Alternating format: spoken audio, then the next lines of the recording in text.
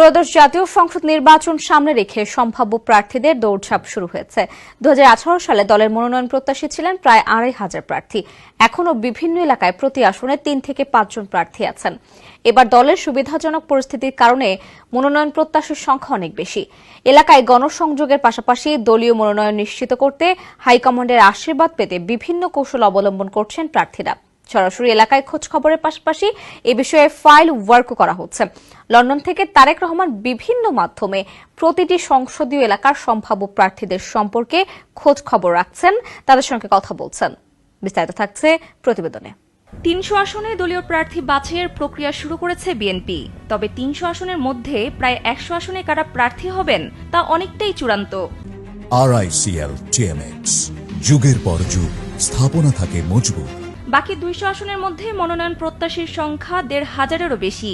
প্রার্থী বাছাইয়ের কাজ শুরু করা বিএনপির জরিপে এমন তথ্য উঠে এসেছে বলে জানিয়েছে দলটির একাধিক সূত্র।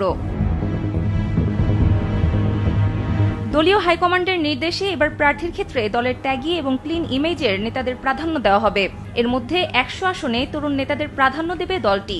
বিএনপি সবসময় প্রতি আসনে অন্তত 3 জন করে সম্ভাব্য প্রার্থী ঠিক করে রাখে। এখন নতুন করে সংযোজন বিয়োজন করে অধিকতর যাচাই বাছাই করা হচ্ছে। নির্বাচনের তফসিল ঘোষণার পর সম্ভাব্য প্রার্থীদের থেকে অধিকতর গ্রহণযোগ্য প্রার্থীদের নিয়ে সারা দেশে 300 আসনের প্রার্থী চূড়ান্ত করা হবে।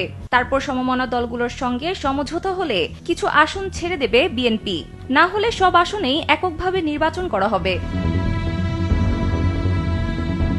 এছাড়া বিএনপির হাইকমান্ড সারা দেশে নির্বাচনী প্রস্তুতি এগিয়ে নেওয়ার পাশাপাশি প্রতিটি সংসদীয় এলাকায় দলীয় প্রার্থী করার বিষয়ে বেশ কিছু শর্ত দিয়েছেন। এর মধ্যে রয়েছে যারা বিগত 1.5 দশকের আন্দোলন সংগ্রামে মাঠে সক্রিয় ছিলেন তাদের প্রার্থী করার বিষয়ে অগ্রাধিকার দেওয়া হবে। এছাড়া প্রার্থী হতে হবে সুশিক্ষিত ও ক্লিন ইমেজের।